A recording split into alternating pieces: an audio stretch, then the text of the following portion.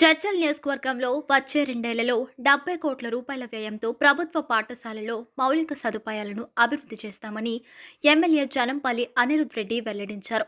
ఈ నిధులను పోలేపల్లి సెస్ పరిశ్రమల నుంచి సిఎస్ఆర్ పథకం కింద సేకరిస్తామని తెలిపారు. ఈ నెల 28న పరిశ్రమ నిర్వాహకులు, విద్యాశాఖ అధికారులతో ప్రత్యేక సమావేశం ఏర్పాటు చేసినట్టు చెప్పారు.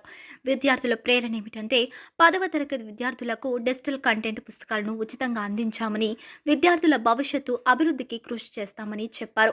పాఠశాలల అభివృద్ధి కోసం 70 కోట్ల రూపాయలు అవసరమని, దీన్ని సిఎస్ఆర్ ద్వారా సమీకరించనున్నట్లు వివరించారు. ఎగ్జామ్స్ ఉన్నప్పుడు ఒక స్టడీ మెటీరియల్ అనేది ఇవ్వడం జరిగింది. ఈరోజు డిజిటల్ కంటెంట్ మ్యాథమెటిక్స్ కోసము, physical science, biology and social study, ఈ 4 బుక్స్ డిజిటల్ కంటెంట్ మీకోసం ప్రిపేర్ చేసి మీ స్కూల్స్కి రేపటి నుండి మీకు పంపించడం జరుగుతుంది. ఎందుకంటే మీ బోర్డ్ ఎగ్జామ్స్ దగ్గర ఉన్నాయి కాబట్టి చాలామంది పేదరికం నుండి వచ్చిన వాళ్ళు మంచి ఎడ్యుకేషన్, మంచి చదువు చెప్పాలని కోరికతోని, ఒక సంకల్పంతోని ముందుకు రావడం జరుగుతుంది. ముందు కూడా ఏ స్కూల్కి పోయినా కానీ కూడా ఇన్ఫ్రాస్ట్రక్చర్ లేదు. టీచర్స్ ఏమో బాగున్నారు గవర్నమెంట్ స్కూల్స్లలో, కానీ ఇన్ఫ్రాస్ట్రక్చర్ లేకుండా పాపం ఇబ్బంది పడుతున్నారు. ఏ స్కూల్కి పోయినా కానీ కూడా చైర్స్ లేవు, బోర్డ్స్ లేవు, బిల్డింగ్స్ సరిగా లేవు అని చాలామంది పిల్లలు ఇబ్బందితో స్కూల్ దూరం ఉన్నా కానీ 2-3 కిలోమీటర్లు నడుచుకుంటూ వెళ్తున్నారని చెప్పి వీళ్ళందరికీ ఒక మంచి ఇన్ఫ్రాస్ట్రక్చర్ తేవాలని చెప్పి కూడా నేను ఎమ్మెల్యే అయినప్పటి నుండి దానిపైన నేను ఫోకస్తో పనిచేస్తానని చెప్పి కూడా మీకు తెలియజేస్తున్నాను.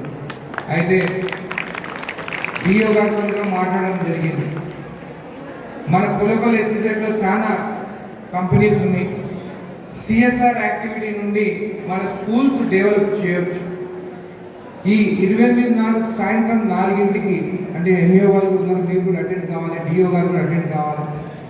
అన్ని కంపెనీస్ వాళ్ళని, ఇంకా మా మీడియా మిత్రులను కూడా అక్కడ ఆహ్వానించి ప్రతి స్కూల్కి ఏం అవసరం ఉన్నది, మనకి ఎన్ని నిధులు కావాలి అనేది ఒక ప్రజెంటేషన్ చేసాం. దాదాపు జడ్చల నియోజకవర్గంలో అన్ని మండలాలు కలిపి మనకి 70 కోట్ల రూపాయలు కావాలి. ఒక ఎమ్మెల్యేగా నేను గవర్నమెంట్ నుండి 70 కోట్లు తీసుకురావాలంటే అది సాధ్యమైన పని కాదు. అందుకనే ఆ కంపెనీ వాళ్ళతో మాట్లాడి సిఎస్ఆర్ ఫండ్ నుంచి మీ స్కూల్స్ అన్ని డెవలప్ చేయాలని చెప్పేసి 28 తారీఖు నాడు సాయంత్రం 4ంటికి వాళ్ళందరినీ పిలవడం జరుగుతుంది. మేము, మా కాంగ్రెస్ పార్టీ నాయకులు, మన ఎంఈఓలు, డిఓ గారు అందరూ ఆ మీటింగ్లో పాల్గొని మీకు కావాల్సిన అన్ని వాళ్ళనందరినీ రిక్వెస్ట్ చేసి ఈ నెక్స్ట్ 2 years లోపల మొత్తం స్కూల్స్ డెవలప్ చేయాలని చెప్పేసి వాళ్ళని రిక్వెస్ట్ చేసేదానికి ఆ మీటింగ్ పెట్టుకోవడం. క్లాస్ నుంచి మీరు స్కూల్ పోయి కింద కూర్చొని చదువుకున్నారు, బెంచ్లు కూడా లేవు, బోర్డులు లేవు. బట్ ఇప్పుడు స్కూల్ యూనిఫామ్స్ కూడా మన ప్రభుత్వం వచ్చిన తర్వాత అప్పుడు జూన్లోనే మీకు ఒక జత కూడా ఇవ్వడం జరిగింది. వచ్చేసరికి కూడా షూస్లు, bag, water bottles first class నుండి మీకు అందరికీ నా సొంతంగా నేను ఇస్తానని తెలియజేస్తున్నాను. ఇవి ఎందుకు ఇస్తున్నానంటే కొంతమంది పైసలు ఉన్న వాళ్ళు ప్రైవేట్ స్కూల్స్ పంపిస్తున్నారు. ఇంకా ప్రైవేట్ స్కూల్ అంటే లక్షలలో తీసుకుంటారు. మళ్ళీ వాళ్ళకి మీకు డిఫరెన్స్ ఏముంది? యూనిఫామా, స్కూల్ క్లాస్ రూమ్సా, బెంచులా, ఫ్యాన్స్ ఉన్నాయా, గ్రౌండ్ ఉందా? ఇంతనే డిఫరెన్స్.